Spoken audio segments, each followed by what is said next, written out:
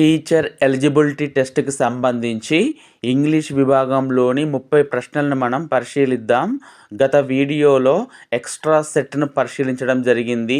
ఈ వీడియోలో 2018 ఫిబ్రవరి 27న నిర్వహించబడిన పేపర్ 2 విభాగంలోని ఇంగ్లీష్లోని 30 క్వశ్చన్స్ని చూద్దాం. Question number 61. The sound was a familiar one. Here familiar is options గమనించండి. A noun, an adjective, an adverb, a preposition. Familiar అనే పదం క్రింద ఇచ్చిన ఆప్షన్స్లో దేనికి చెందినది అనేది ప్రశ్న. చూడండి, ఇక్కడ అండర్లైన్ చేసిన పదం ఫెమిలియర్ తర్వాత వన్ అని ఉన్నది. ఆప్షన్స్లో నౌన్, అడ్జెక్టివ్, అడ్వర్బ్, ప్రిపోజిషన్ ఇవ్వడం జరిగింది. ఇక్కడ ఏ ఫెమిలియర్ వన్ అనే పదంలో వన్ అనేది నౌన్కు ముందు వాడిన పదం ఫెమిలియర్ అనేది అడ్జెక్టివ్ అవుతుంది. ఎందుకంటే బ్యూటిఫుల్ గర్ల్లో గర్ల్ అనేది నౌన్, బ్యూటిఫుల్ అనేది అడ్జెక్టివ్. బ్లాక్ క్యాట్లో నౌన్, బ్లాక్ అనేది అడ్జెక్టివ్. ఇలా నౌన్ ముందు వచ్చిన పదాన్ని అడ్జెక్టివ్ అంటారు. మన ఆన్సర్ రెండవది. So right answer is option 2. Question number 62. Swami went home and dash that the headmaster beat him severely. Okay, Swami ఇంటికి వెళ్ళి చెప్పాడు వాళ్ళ హెడ్ మాస్టర్ తీవ్రంగా కొట్టాడని. The correct verb form in the blank is. Okay, options గమనించండి. Says, has said, had said, said. ఇక్కడ మనం గమనించవలసిన ఒక ముఖ్యమైన విషయం, స్వామి వెంట్ హోమ్ అనేది సింపుల్ పాస్ట్లో ఉన్నది. వెంట్ అనేది V2 వర్బ్ ఫామ్. మనం కూడా పాస్ట్ టెన్స్నే వాడాలి. ఓకే, ఇక్కడ ఆప్షన్ 1, ఆప్షన్ 2ను గమనించండి. సేస్, హ్యాజ్ సెడ్ ఈ రెండు కూడా ప్రజెంట్ టెన్స్కు చెందినవి. ఓకే, కాబట్టి ఆ రెండు ఆప్షన్స్తో మనకు సంబంధం లేదు. నెక్స్ట్ హ్యాడ్ సెడ్ ఉన్నది. ఇవి రెండు కూడా పాస్ట్ టెన్సే. ఓకే, హ్యాడ్ సెడ్ అనేది ఎప్పుడు ఉపయోగిస్తాము అంటే ఒక పని కంటే ముందు ఇంకొకటి జరిగినప్పుడు. When I reached the station the train had already left. నేను స్టేషన్కు వెళ్ళేసరికి ట్రైన్ వెళ్ళిపోయింది. ఇట్లా ఒక పని కంటే ముందు ఇంకో పని జరిగినప్పుడు హ్యాడ్ V3 వాడతాం. ఇక్కడ అది అవసరం లేదు. So right answer is option 4. Right answer is option 4. Question number 63. The man who takes away another man's freedom is a prisoner. ఇందులో హూ అనే వర్డ్ కింద అండర్లైన్ చేయడం జరిగింది. ద వర్డ్ హూ ఈజ్ క్రింద ఇచ్చిన ఆప్షన్లో దేనికి సంబంధించినది అని అడుగుతున్నారు. And interrogative pronoun, an indefinite pronoun, a relative pronoun, a reciprocal pronoun. ఇక్కడ మన క్వశ్చన్కు సంబంధం లేని ఒక 2 ఆప్షన్స్ను చెప్తాను చూడండి. రెండవ ఆప్షన్ an indefinite pronoun అని ఉంది కదా. ఇండెఫినైట్ ప్రొనౌన్ అని వేటిని అంటారంటే డెఫినెట్గా చెప్పని వాటిని. అంటే ఎనీవన్, సంబడి, ఇలా ఎవ్రీవన్ ఇటువంటి పదాలను ఇండెఫినైట్ ప్రొనౌన్ అంటారు. ప్రత్యేకించి చెప్పదు, ఎవరైనా పర్వాలేదు అనే రీతిలో చెప్పే ప్రొనౌన్స్ను ఇండెఫినైట్ ప్రొనౌన్స్ అంటారు. సో దీంతో మనకు సంబంధం లేదు. రిసిప్రోకల్ ప్రొనౌన్ అని ఉంది కదా, వీటిని ఏమంటారంటే ఈచ్ అదర్, వన్ అనదర్ ఇటువంటి పదాలను రిసిప్రోకల్ ప్రొనౌన్స్ అంటారు. సో 2, 4 ఆప్షన్స్ మినహాయించండి, మనకు అవసరం లేదు. ఒకటవది ఇంటరాగేటివ్ ప్రొనౌన్, రెండవది రిలేటివ్ ప్రొనౌన్ అని ఉంది కదా. హూ, విచ్, వాట్, వేర్ ఇవి ఇంటరాగేటివ్ మరియు రిలేటివ్ ప్రొనౌన్స్గా పనిచేస్తాయి. అయితే ఇంటరాగేటివ్ ప్రొనౌన్స్ అని ఎప్పుడు అంటామంటే ప్రశ్నించినప్పుడు ఇంటరాగేటివ్ ప్రొనౌన్స్ అంటాం. ఇంటరాగేషన్ చేస్తారు అంటాం కదా. Who are you, what are you doing, where are you going. ఇక్కడ వేర్, హూ అనేవి ఇంటరాగేటివ్ ప్రొనౌన్స్. ఇలా సెంటెన్స్ మధ్యలో వచ్చి నౌన్తో సంబంధం కలిగి ఉండి ఉపయోగిస్తే వాటిని రిలేటివ్ ప్రొనౌన్స్ అంటారు. ఓకేనా. So the right answer is a relative pronoun. Question number 64. People who came to dash their friends and relatives cheered them up. The correct phrasal verb in the blank. ఇవ్వబడిన బ్లాంక్లో correct phrasal వర్బ్ను ఉపయోగించమంటున్నారు. Options గమనించండి. Look up, look on, look at, see off. వీటి అర్థాలు చూద్దాం. First meanings. Look up అంటే వెతకడం, ఒక వర్డ్ని డిక్షనరీలో వెతకడాన్ని లుకప్ అంటారు. ఓకే. లుక్ ఆన్ అంటే చూడడం, చూస్తూ ఉండిపోవడం, ఆ మీనింగ్లో ఉపయోగిస్తాం. ఓకే. స్టేజ్ మీద ఒక పర్ఫార్మెన్స్ చూస్తూ ఉండిపోవడం, లేదా మనం బైక్ మీద వెళ్తుంటే అక్కడ ఏమన్నా జరుగుతుంటే చూస్తూ వెళ్ళిపోవడం, అటువంటి సందర్భాల్లో లుక్ ఆన్ ఉపయోగిస్తాం. లుక్ ఎట్ అంటే గమనించడం, చూడడం. లుక్ ఎట్ ద బోర్డ్ అంటాం కదా, ఆ విధంగా. సీ ఆఫ్ అనేది ఇక్కడ వీడ్కోలు పలకడానికి రావడం. మనం మన స్నేహితులకు, బంధువులకు వీడ్కోలు చెప్పడానికి రైల్వే స్టేషన్కు, ఎయిర్పోర్ట్కు వెళ్తాం కదా, అలా వెళ్ళి వీడ్కోలు చెప్పడాన్ని సీ ఆఫ్ లేదా సెండ్ ఆఫ్ అంటారు. ఇక్కడ సెండ్ ఆఫ్ అనేది నౌన్ ఫామ్, సీ ఆఫ్ అనేది వర్బ్ ఫామ్. ఓకే. మనకిచ్చిన సెంటెన్స్లో people who came to dash their friends and relatives cheered them up అని ఉంది కదా, ఇందులో మొదటి 3 మీనింగ్స్ పనిచేయవు, 3 ఆప్షన్స్. 4వది సీ ఆఫ్ అనేది వీడ్కోలు పలకడానికి వచ్చారు అన్న అర్థంలో ఉపయోగించవచ్చు. So right answer is option 4. Question number 65. The coordinate conjunction among the 4 is.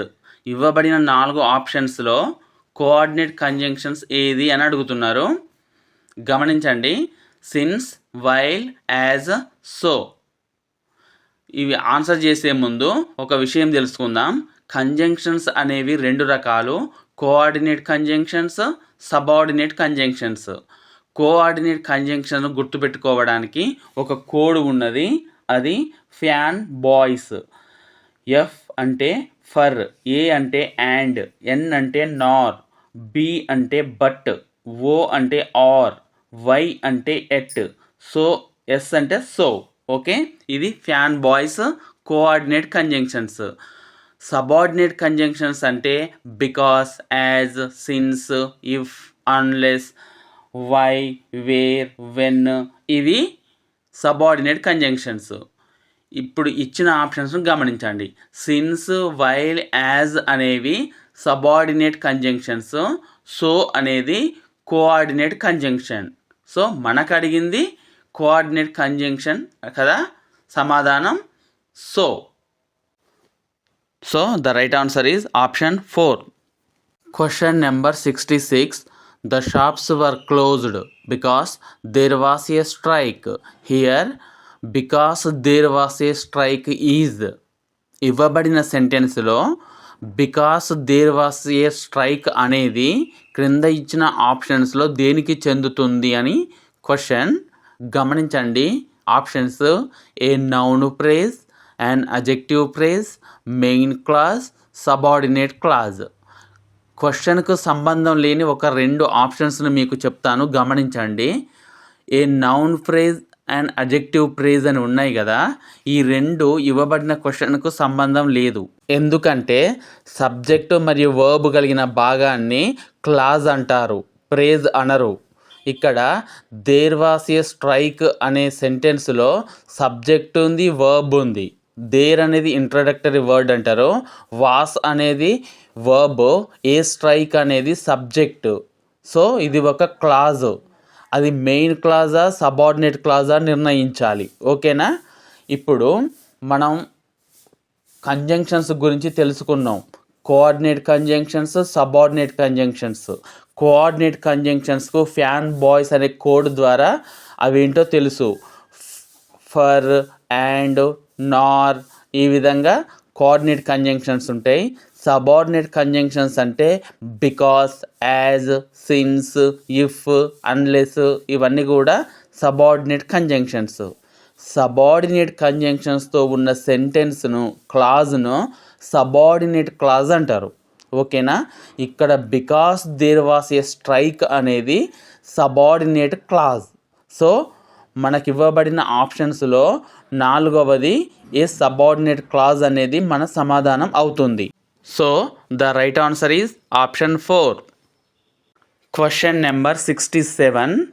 If you leave the door of the cage open dash the correct main clause in the blank is అంటే బ్లాంక్లో fill చేయవలసిన main క్లాజ్ను ఎంచుకోమంటున్నారు.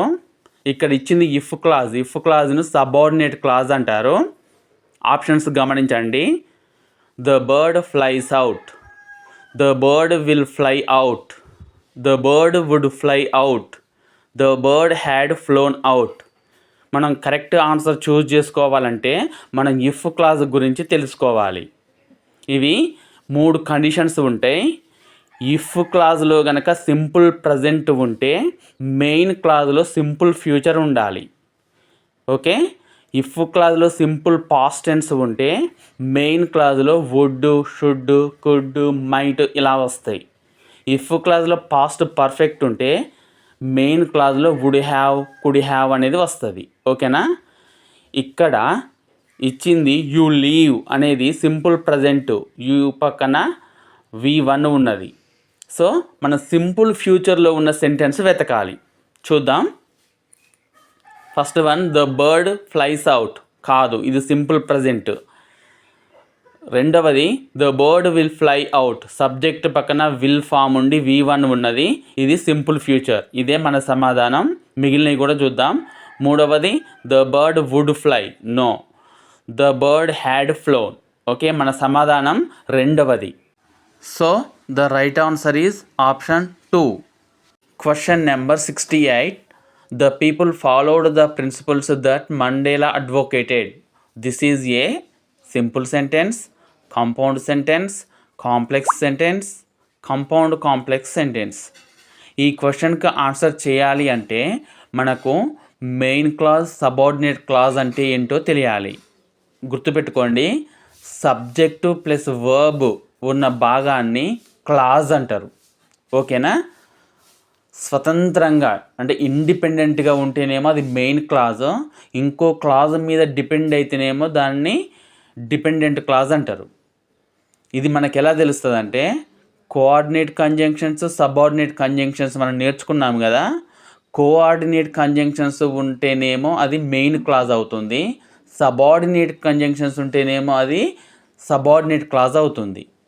ఇక్కడ the people followed the principles, ఇది subject plus verb ఉంది, ఇది main clause. That Mandela advocated, ఇది సబార్డినేట్ క్లాజ్. ఎందుకంటే దట్ అనేది subordinate conjunction. That, because, as, since, if, unless, what, why, where ఇవన్నీ కూడా సబార్డినేట్ కంజంక్షన్స్. సబార్డినేట్ కంజంక్షన్స్ ఉన్న క్లాజ్ను సబార్డినేట్ క్లాజ్ అంటారు. సో ఇది subordinate clause.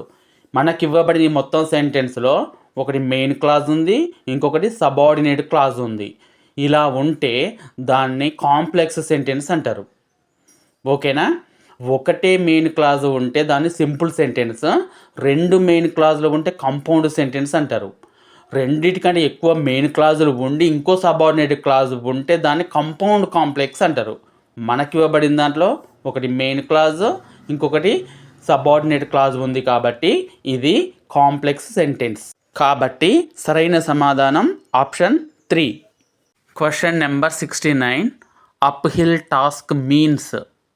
Up hill task అనే ఇడియం యొక్క మీనింగ్ అడుగుతున్నారు. ఆప్షన్స్ గమనించండి. హై క్వాలిటీ వర్క్, నాణ్యమైన పని, డిఫికల్ట్ జాబ్, కష్టమైన పని, అండ్ ఇంపాసిబుల్ టాస్క్, అసాధ్యమైన పని, వర్కింగ్ ఆన్ ఏ హిల్ అంటే కొండ మీద పని చేయడం. ఓకే, మనం 4 ఆప్షన్స్ యొక్క మీనింగ్ తెలుసుకున్నాం కదా. అప్ హిల్ టాస్క్ యొక్క మీనింగ్ ఏంటిదంటే డిఫికల్ట్ టు పర్ఫామ్ అంటే చేయడం కష్టమవుతుంది, కానీ ఇంపాసిబుల్ అసాధ్యం అని కాదు. So right answer is option 2, a difficult job. Question number 70. The blanket is all టాటర్డ్ now. The word టాటర్డ్ means అంటే టాటర్డ్ అనే పదం యొక్క మీనింగ్ ఏంటి అనేది ప్రశ్న. టాటర్డ్ అంటే అర్థం చిరిగిపోయింది అని అర్థం. ఓకేనా, మీనింగ్స్లో మనకు ఏది సూట్ అవుతుందో చూద్దాం. స్పాయిల్డ్ ఖరాబ్ అయింది, చెడిపోయింది. ఓల్డ్ పాతగా అయ్యింది. డర్టీ మురికిగా ఉంది. టార్న్ చిరిగిపోయింది. సో టాటర్డ్ అన్నా కూడా చిరిగిపోవడమే. So the right answer is option 4. Question number 71. Michael strove dash perfection. The correct preposition in the blank is. ఇక్కడ బ్లాంక్లో ఫిల్ చేయవలసిన ప్రిపోజిషన్ ఏది అనేది ప్రశ్న. ఇది ప్రేజల్ వర్బ్కు సంబంధించిన ప్రశ్న. చూడండి options at, by, for, with ఉన్నాయి కదా, వీటిని మెయిన్ వర్బ్ పక్కన యాడ్ చేస్తే వాటి అర్థం మారుతుంది. అప్పుడు వాటిని ప్రేజల్ వర్బ్స్ అంటారు. స్ట్రోవ్ అనేది మనకి ఇచ్చిన మెయిన్ వర్బ్, దానికి ప్రజెంట్ ఫామ్ స్ట్రైవ్ అవుతుంది. ఇప్పుడు స్ట్రైవ్ పక్కన ఈ ప్రేజల్ వర్బ్స్ని యాడ్ చేసి మీనింగ్ చూద్దాం. మొదటి ఆప్షన్ ఎట్. స్ట్రైవ్ ఎట్ అంటే అర్థం దాడి చేయడం. మనం ఒక దాని మీద దాడి చేస్తే దానిని స్ట్రైవ్ ఎట్ అని వాడాలి. ఓకే, స్ట్రైవ్ బై అనే ప్రేజల్ వర్బ్ లేదు. స్ట్రైవ్ పక్కన బై అనేది రాదు, కాబట్టి సెకండ్ ఆప్షన్ మనకు పని లేదు. స్ట్రైవ్ ఫర్ అంటే మనం ఒక దానిని సాధించడం కోసం కృషి చేయడం. ఓకే, నెక్స్ట్ నాలుగవది స్ట్రైవ్ విత్. ఇష్టం లేని దానితో మనం స్ట్రగుల్ అవుతూ ఉంటే స్ట్రైవ్ విత్ అనాలి. స్ట్రైవ్ ఎట్ అంటే దాడి చేయడం, స్ట్రైవ్ ఫర్ అంటే ఒక దానిని సాధించడం కోసం కృషి చేయడం, స్ట్రైవ్ విత్ అంటే ఇష్టం లేని దానితో స్ట్రగుల్ అవ్వడం, ఇబ్బంది పడడం. ఇప్పుడు మన క్వశ్చన్ చూద్దాం. Michael strove at perfection. Perfection అంటే పరిపూర్ణత, దాని మీద దాడి చేశాడట, అది కరెక్ట్ మీనింగ్ కాదు. Michael strove for perfection. Perfection సాధించడం కోసం, పరిపూర్ణతను సాధించడం కోసం మైకేల్ కృషి చేశాడు, ఇది సరైన అర్థం. ఓకే, నాలుగోది కూడా చూద్దాం. Michael strove with perfection. పర్ఫెక్షన్తో ఇబ్బంది పడుతున్నాడు, అది కూడా కాదు. మనకు కావలసిన సరైన సమాధానం for. Strove for perfection is the right answer. So correct option is 3. Question number 72. No other river in the world is so long as the Nile. Nile ఉన్నదంత పొడవు ఉన్న నది ఏది కూడా ప్రపంచంలో లేదు అనేది దీని యొక్క అర్థం. The correct comparative degree for the sentence is. ఇచ్చిన సెంటెన్స్కు సరైన కంపారిటివ్ డిగ్రీని ఎంచుకోమంటున్నారు. గమనించండి, ఇచ్చింది పాజిటివ్ డిగ్రీ అయినప్పటికీ, అలా లాంగ్ అనే పదం ఉంది కదా, లాంగ్, లాంగర్, లాంగెస్ట్. లాంగ్ అనేది పాజిటివ్ డిగ్రీ అయినప్పటికీ కూడా దాని యొక్క భావం, కాన్సెప్ట్ అనేది సూపర్లేటివ్ డిగ్రీ. ఎలా అంటే నైల్ ఉన్నది అంత పొడవు ఉన్న నది ఏదీ లేదు. Nile is the longest river. Okay, so ఇప్పుడు మనం సరైన కంపారిటివ్ డిగ్రీని వెతుకుదాం. The Nile is the longer than most other rivers in the world. దీని భావం ఏమిటంటే చాలా రివర్స్ కంటే నైల్ పెద్దది అని వస్తుంది. చాలా రివర్స్ అంటే కాదు, అన్ని రివర్స్ కంటే పెద్దదని రావాలి. సో ఇది కూడా కాదు. రెండవది, the Nile is not longer than some other rivers in the world అంటే కొన్ని నదుల కంటే పెద్దది కాదు అని మీనింగు. సెకండ్ ఆప్షన్తో మనకు సంబంధం లేదు. మూడవది, the Nile is longer than many other rivers. ఇది చూడడానికి ఫస్ట్ సెంటెన్స్ లాగానే ఉంది. దాన్ మోస్ట్ అదర్ అని ఉంది కదా, ఇక్కడ దాన్ మెనీ అదర్ అని వాడారు, అయినప్పటికీ మీనింగ్ సమానంగా ఇస్తుంది. చాలా నదుల కంటే పెద్దది అంటున్నారు, చాలా నదులు కాదు, అన్ని నదుల కంటే పెద్దదని వస్తేనే ఆన్సర్ వస్తుంది.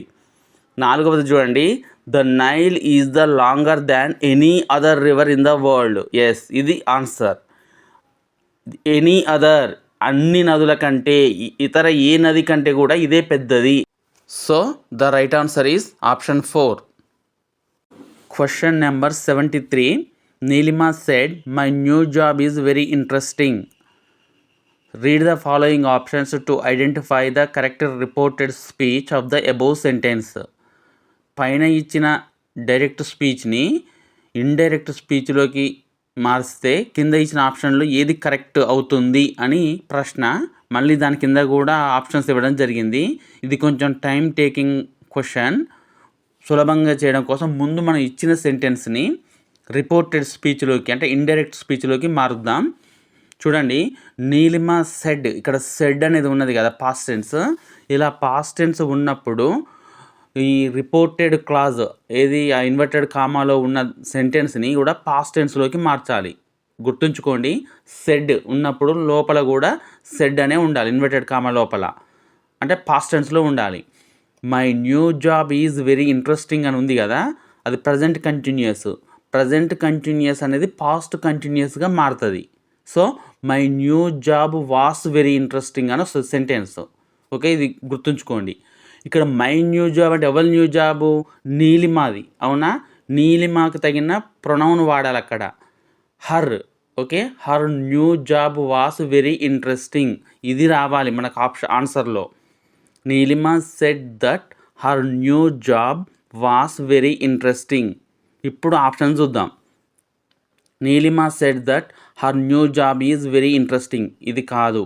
Neelima said that her new job was very interesting, ఇది answer. Neelima said that her new job has been, ఇది కాదు. Neelima said that her new job had been, ఇది కాదు.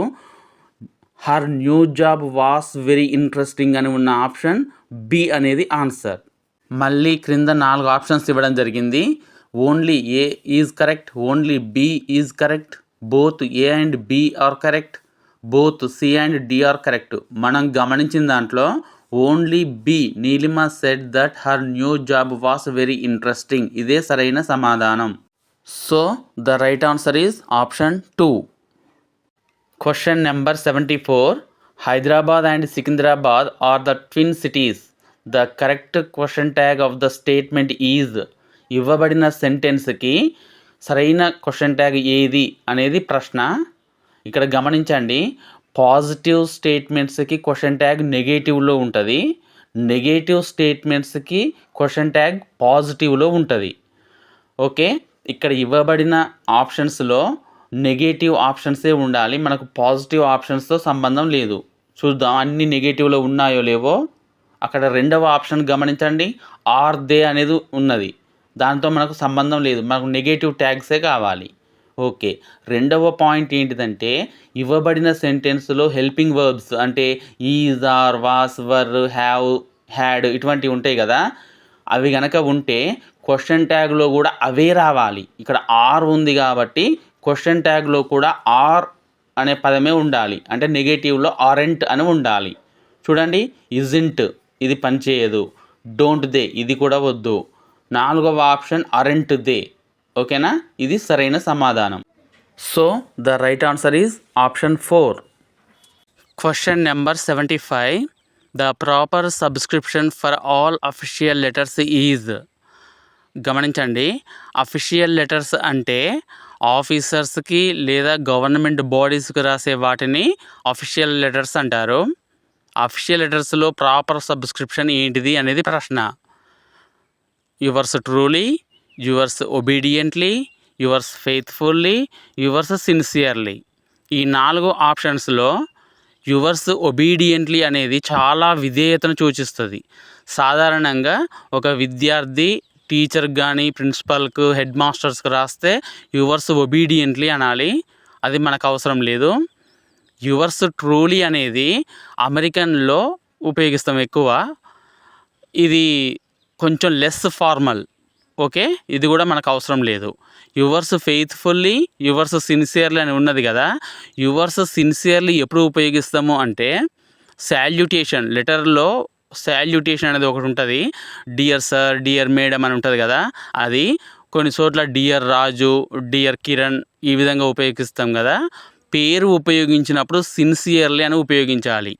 Dear Kiran, dear mister Jones ఈ విధంగా ఉపయోగించినప్పుడు యువర్స్ సిన్సియర్లీ వాడాలి.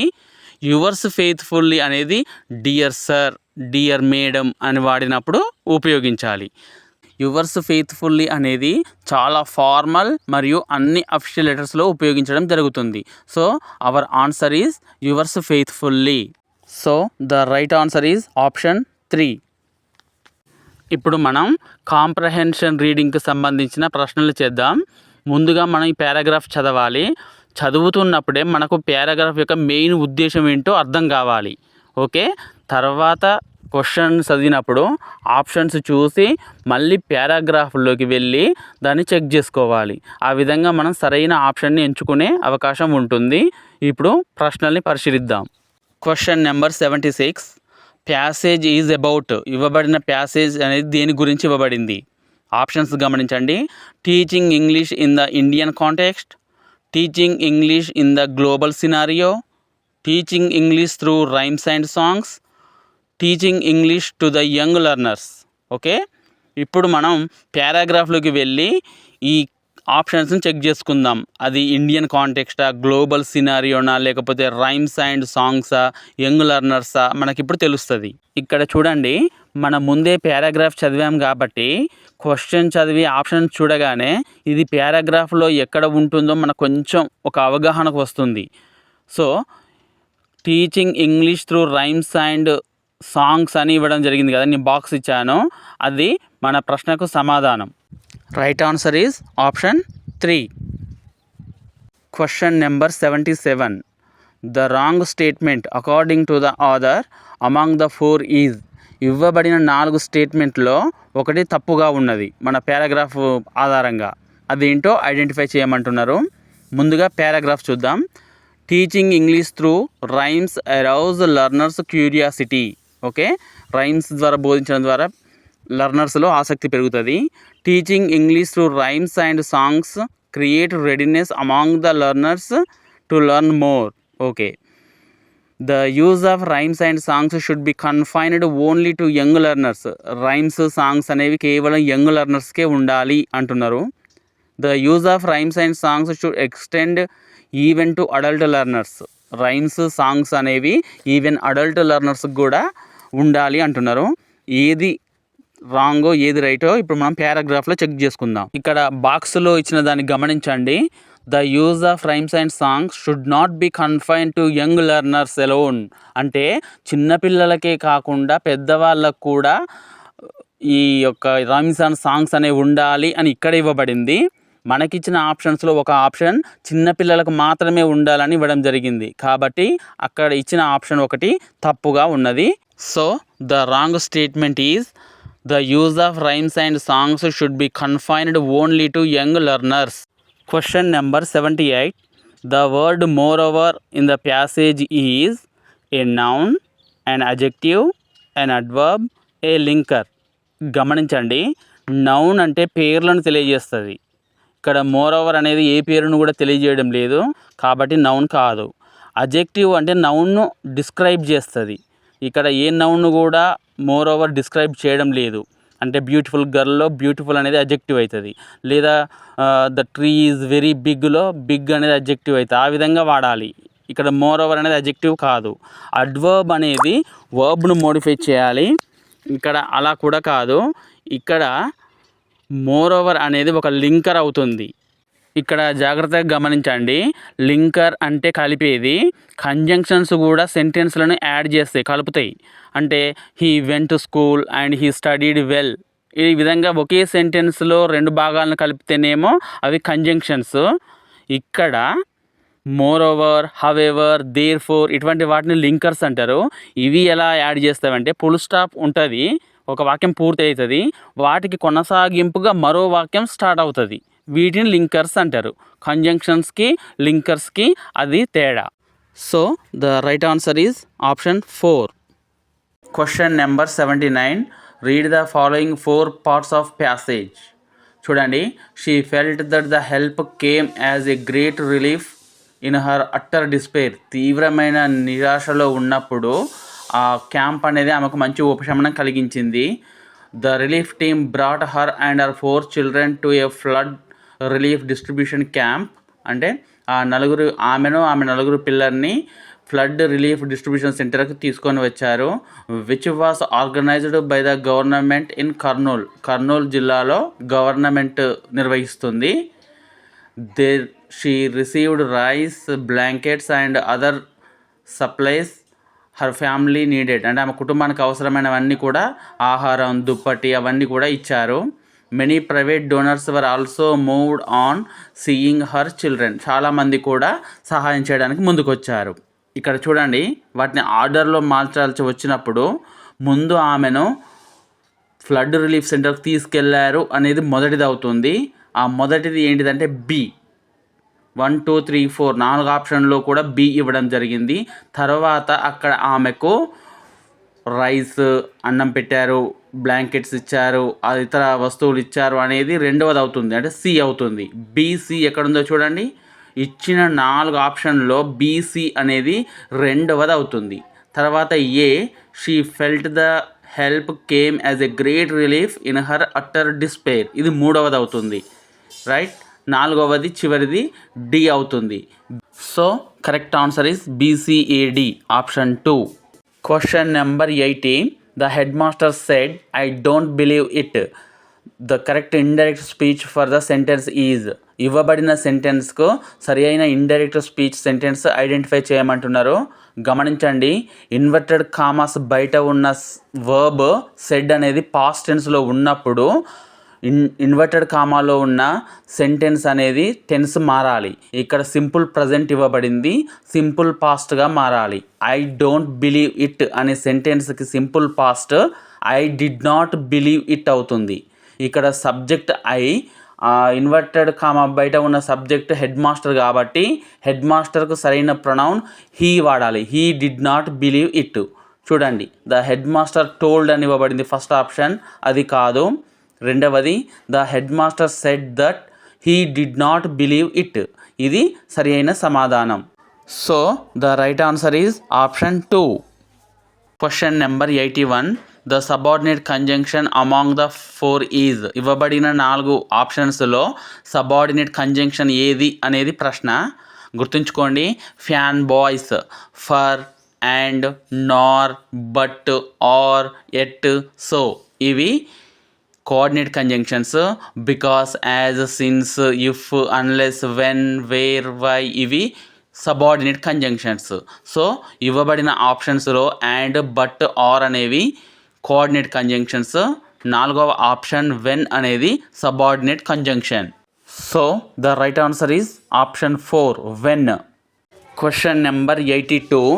The complex sentence among the 4 is. ఇవ్వబడిన 4 సెంటెన్స్లో కాంప్లెక్స్ సెంటెన్స్ ఏది అనేది ప్రశ్న. ఒక విషయం గుర్తుంచుకోండి, ఫ్యాన్ బాయ్స్ అనేవి కోఆర్డినేట్ కంజంక్షన్స్. కోఆర్డినేట్ కంజంక్షన్స్తో కలపబడిన సెంటెన్సెస్ కాంపౌండ్ సెంటెన్సెస్ అవుతాయి.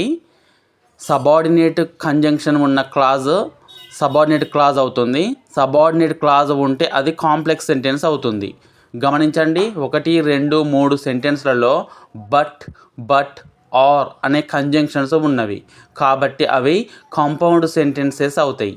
4వ సెంటెన్స్లో ఇఫ్ అనేది subordinate conjunction. If the rain stops అనేది subordinate clause, we will go out అనేది మెయిన్ క్లాజ్ కాబట్టి ఇది కాంప్లెక్స్ సెంటెన్స్ అవుతుంది. So the right answer is option 4. Question number 83. He only wished all of them. The part of speech of the word only is. Only అనేది ఏ part of స్పీచ్కి చెందింది అనేది ప్రశ్న. చూడండి, ఇక్కడ హీ అనేది సబ్జెక్ట్, విష్డ్ అనేది వర్బ్కు మధ్య ఓన్లీ అని రావడం జరిగింది. ఇక్కడ ఓన్లీ అనేది వర్బ్ను మోడిఫై చేస్తుంది కాబట్టి అది adverb. So the right answer is option 3, adverb. Question number 84. His father was sad that he dash tell the bitter truth to his son. The correct verb form in the blank is. ఇక్కడ sentence మొత్తం past టెన్స్లో ఉంది కాబట్టి first option has టుతో సంబంధం లేదు. Okay, was to, had to, used to అనేది ఉన్నది. యూజ్డ్ టు అనేది గతంలో ఉన్న అలవాట్లు ఇప్పుడు లేకపోతే యూజ్ చేయాలి, ఇది కూడా అవసరం లేదు. వాజ్ టు, హ్యాడ్ టు ఉంది కదా, ఇక్కడ హ్యాడ్ టు టెల్ అంటే చెప్పాల్సి వచ్చింది అని అర్థం. ఓకే, ఒక చేదు వార్త తన కొడుక్కి చెప్పాల్సి వచ్చింది. So the right answer is option 3, had to. Question number 85. In English the speech sounds are called consonants, vowels, phonemes, articulations. Consonant and vowels అంటే మనకున్న 26 లెటర్స్లో A, E, I, O, U వీటిని వోవెల్స్ అంటారు. మిగిలిన లెటర్స్ కాన్సోనెంట్స్ అనబడతాయి. క్వశ్చన్కు వీటికి సంబంధం లేదు. Phonemes అంటే స్పీచ్ సౌండ్స్, ఇది ఆన్సర్. రైట్. ఆర్టిక్యులేషన్స్ అంటే physical movement of vocal organs, tongue, lips వీటిని వోకల్ ఆర్గాన్స్ అంటారు. So the right answer is option 3, phonemes. Question number 86. The following is a speech organ. Speech organs అంటే lungs, vocal cords, teeth, lips, tongue, hard palate వీటిని speech organs అంటారు. ఇక్కడ ఇచ్చిన options గమనించండి. Cheek, chin, eye ఇవి speech organs కావు. Hard palate అనేది ప్రధానమైన speech organ. So the right answer is option 4, hard palate. Question number 87. In the collaborative teaching collaboration can happen. Collaborative టీచింగ్లో కొలాబరేషన్ అనేది ఎవరెవరి మధ్య జరుగుతుంది అనేది ప్రశ్న. ముందుగా కొలాబరేటివ్ టీచింగ్ అంటే ఏంటో తెలుసుకుందాం. కొలాబరేటివ్ టీచింగ్ అనేది ఇద్దరు టీచర్ల మధ్య లేదా ఎక్కువ మంది టీచర్ల మధ్య జరగవచ్చు, టీచర్లకు విద్యార్థులకు మధ్య జరగవచ్చు, టీచర్లకు లేదా అదర్ ప్రొఫెషన్లో ఉన్న వాళ్ళకు మధ్య కూడా జరగవచ్చు. ఇది ఒక ఫ్లెక్సిబుల్ అప్రోచ్. మనం ఎలా అంటే అలా కొలాబరేటివ్ అప్రోచ్ని టీచింగ్ చేయవచ్చు. ఇప్పుడు ఆప్షన్ చూద్దాం. Between and among the teachers, yes. Between teachers and learners, ఇది కూడా okay. Between teachers and other professionals, ఇచ్చిన 3 ఆప్షన్స్ కూడా సరైనవే. అందుకే సమాధానం all the above. So the right answer is option 4. Question number 88. Cognitivist believe that. భావవాదులు విశ్వసించేది ఏంటి అనేది ప్రశ్న. కాగ్నిటివిజం అంటే భావవాదం. ముందు మనం కాగ్నిటివిజం గురించి తెలుసుకుందాం. ఇక్కడ 2 పదాలు ఉంటాయి కాగ్నిటివిజంలో, ఇన్పుట్ అండ్ అవుట్పుట్. మనం చూసినవి, నేర్చుకున్నవి అన్నీ కూడా ఇన్పుట్ అవుతాయి. మన నుంచి వచ్చే జ్ఞానము లేదా రెస్పాండ్ అనేది అవుట్పుట్ అవుతుంది. అయితే కాగ్నిటివిజం ప్రకారం ఇన్పుట్ కంటే అవుట్పుట్ అనేది చాలా విస్తృతమైనది. అది సమానం కూడా కాదు, చాలా విస్తృతమైనది, చాలా ఎక్కువ. ఇది చాలా ప్రధానమైన నియమం కాగ్నిటివిజంలో. ఓకే, ఇప్పుడు ఆప్షన్స్ చూద్దాం. Output is less than input, కాదు. Output and input are the same, ఇది కూడా కాదు. Output is not always the same but enormous, ఇది సరి అయిన సమాధానం. No relation between input and output, 4వది కూడా కాదు. 1, 2, 4 incorrect. So the right answer is option 3. Question number 89. Dyslexia is a. Dyslexia అంటే ఏమిటి అనేది ప్రశ్న. డిస్లెక్సియా అంటే డిజేబిలిటీ ఇన్ రీడింగ్. ఈ డిస్లెక్సియా ఉన్న వ్యక్తులు సరిగ్గా చదవలేరు, స్పెల్లింగ్స్ రాయలేరు, స్పీచ్ సౌండ్స్కు సరిగ్గా కనెక్ట్ కాలేరు. ఇది డిస్లెక్సియా. మనకిచ్చిన ఆప్షన్స్లో డిజేబిలిటీ ఇన్ రీడింగ్ అనేది సరైన సమాధానం. Question number 90. When we search for a word in the dictionary the strategy used in reading is. డిక్షనరీలో వర్డ్స్ సెర్చ్ చేసేటప్పుడు ఏ స్ట్రాటజీని ఉపయోగిస్తాం అనేది ప్రశ్న. ఆప్షన్స్ గమనించండి. Scanning, skimming, extensive reading. ముందుగా ఈ పదాల గురించి తెలుసుకుందాం. స్కానింగ్ అంటే మనకు కావలసిన పదం కోసం వెతుకుతాం కానీ మొత్తం చదవం. ఇప్పుడు ఉదాహరణకు డిక్షనరీలో స్కానింగ్ అన్న పదాన్నే వెతకాలి. మనం ఏం చేస్తాం, చాలా ఫాస్ట్గా ఎస్ దగ్గరికి వెళ్ళి సి తర్వాత ఏ ఇలా వెతికేస్తాం. ఓకేనా, దాన్ని స్కానింగ్ అంటారు. స్కిమ్మింగ్ అంటే ప్రతిదీ చదువుతాం కానీ ఫాస్ట్గా చదువుతాం, rapid reading technique. Scanning and skimming ఈ 2 కూడా ర్యాపిడ్ రీడింగ్ టెక్నిక్. స్కానింగ్లోనేమో మొత్తం చదవం, కావాల్సిన దాన్ని వెతుకుతాం. స్కిమ్మింగ్లో మొత్తం చదువుతాం కానీ వేగంగా చదువుతాం. ఉదాహరణకు ఒక నావెల్ చదివామనుకోండి, చాలా స్పీడ్గా చదువుతాం. స్కిమ్మింగ్లో చాలా వేగంగా చదివి దాని సారాంశాన్ని అర్థం చేసుకుంటాము. ఎక్స్టెన్సివ్ రీడింగ్లో లార్జ్ క్వాంటిటీ ఆఫ్ మెటీరియల్ని చదువుతాము. మనకి ఇవ్వబడిన ప్రశ్న, డిక్షనరీలో పదాన్ని సెర్చ్ చేయడానికి ఏ స్ట్రాటజీ ఉపయోగిస్తాము? Answer scanning. So the right answer is option 1. ఇప్పటి వరకు మనం టెట్ పేపర్ 2కి సంబంధించిన 30 క్వశ్చన్స్ చూసాం కదా. కొంచెం ఫోకస్ చేయండి.